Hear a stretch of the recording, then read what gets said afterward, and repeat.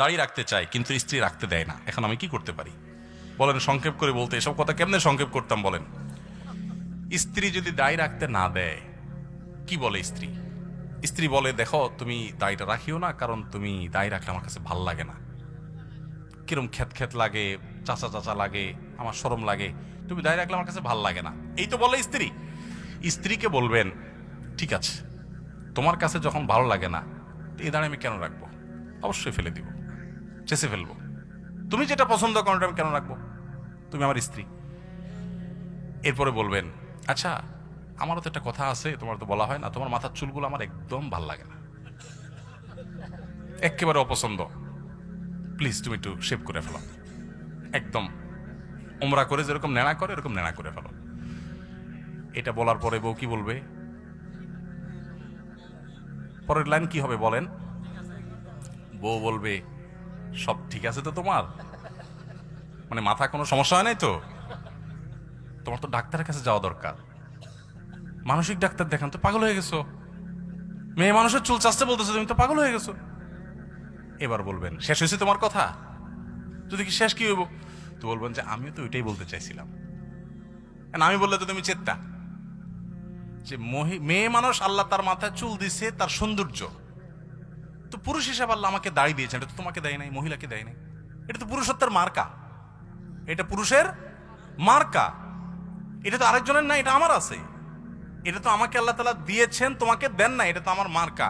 এখন তুমি আমার মার্কাই দূর করে ফেললে তারপর তোমার কাছে ভালো লাগবে, তো তোমার মার্কা আমি দূর করে ফেললে আমার কাছে ভালো লাগুক, সেটা তুমি মানবা? সেটা যেহেতু তুমি মানতেছো না, আমার ডাক্তার কাছে নিতে চাচ্ছ, তো তোমারও ডাক্তার কাছে নেওয়া উচিত।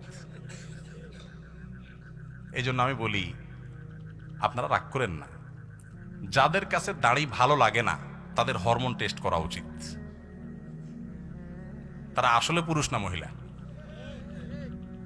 কারণ পুরুষের কাছে দাড়ি ভাল লাগবে, মেয়েদের কাছে দাড়ি ভাল লাগবে না, এটাই স্বাভাবিক, আল্লাহ এভাবে সৃষ্টি করেছেন, তাই না? এখন পুরুষ হওয়ার পর আপনার কাছে দাড়ি ভাল লাগতেছে না, অথবা কোনো মেয়ে মানুষ সে পুরুষের মুখে দাড়িটা সহ্য করতে পারতেছে না, তাহলে এটাকে আসলে মহিলা কিনা এটা টেস্ট করা দরকার, এটা হরমোন টেস্ট করা উচিত। ভাইরা আমার, আপনারা রাগ করবেন না, আল্লাহ তাআলা এই দাড়িটা পুরুষকে দিয়েছেন, মোষটাও পুরুষকে, এই জন্য মোষ একটু একটু ছোট ছোট থাকতে হয়, আর দাড়ি লম্বা তো এটা আলামত। আর মেয়েকে আল্লাহ দেন নাই, অন্য সব কিছু তারও আছে, আপনারও আচ্ছা, এটা আপনার আলামত, আপনি আলামতই চেঞ্জ করে ফেলতে চাচ্ছেন। আপনি তো ওই যে 2 নম্বর একটা বাইরে হয়েছে না, কি ট্রান্সজেন্ডার, সেটা হইতে চাইতেছেন। আপনি যে মনে মনে ওই যে কি শয়তানি না আছে, কামিতা প্রতিষ্ঠা করার জন্য এক নতুন শয়তানি শুরু হয়েছে না? শিক্ষিতরা আমাদেরকে বুঝাতে চায় হুজুরদের মাথায় বুদ্ধিশুদ্ধি নাই, এগুলো মানসিক সমস্যায় মানুষগুলোর প্রতি সিম্পাথি দেখানো দরকার, মায়া দেখানো দরকার। আরে ভাই, বেচারা অসুস্থ, তারা ট্রিটমেন্ট করা দরকার, ট্রিটমেন্ট না করে আপনি সেটাকে টাবলিশ করতে আসছেন। আসল ধান্দা হলো ওই যে আল্লাহ বলেছেন শয়তানের টার্গেট মানুষের লিঙ্গ পরিচয়, এটাকে সে সৃষ্টিকে পরিবর্তন করে দিবে, সেটার ষড়যন্ত্রের অংশ। এরা কতটা অ্যাগ্রেসিভ আপনি কল্পনা করতে পারবেন না। এজন্য চায়না এবং রাশিয়ার মতো দেশ বলেছে এরা হলো জঙ্গি এবং সন্ত্রাসী, এরা পৃথিবীতে অ্যাগ্রেসিভলিটা সব জায়গায় ঢুকাচ্ছে, আমাদের পাঠ্য বই না শুধু, সব জায়গায় ঢুকাচ্ছে, শুধু আমাদের দেশে না, সারা পৃথিবীতে পুশ করছে গায়ের জোরে জোরে। এরা বলে মত প্রকাশের স্বাধীনতা, কিন্তু আপনার মত প্রকাশের স্বাধীনতা না, আপনি তাদেরটা মানতে বাধ্য, এরা সেভাবে পুশ করাচ্ছে। তো যারা দাড়ি দেখতে পারে না, আমার কাছে তো সন্দেহ হয় যে এরা আসলে কি পুরুষ না মহিলা। অতএব দাড়ি যাদের অপছন্দ হয় মহিলা হয়েও, তাদের হরমোন টেস্ট করা উচিত।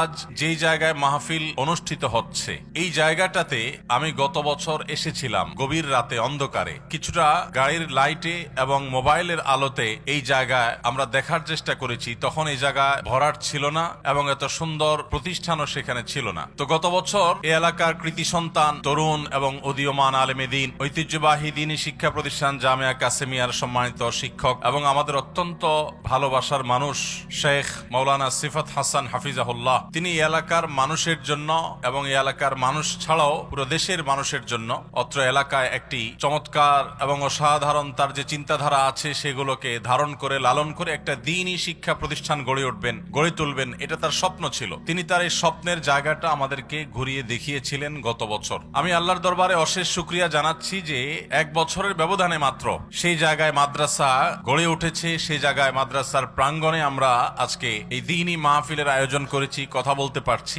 সন্দেহাতীত ভাবে এটা আমাদের জন্য অত্যন্ত আনন্দের বিষয়। আল্লাহ রাব্বুল আলামিনের কাছে দোয়া করি আল্লাহ তাআলা এই মাদ্রাসাকে গোটা দেশ বরং গোটা পৃথিবীর মানুষের জন্য হেদায়েতের মার্কাজ বা কেন্দ্র হিসাবে কবুল এবং মঞ্জুর করুন।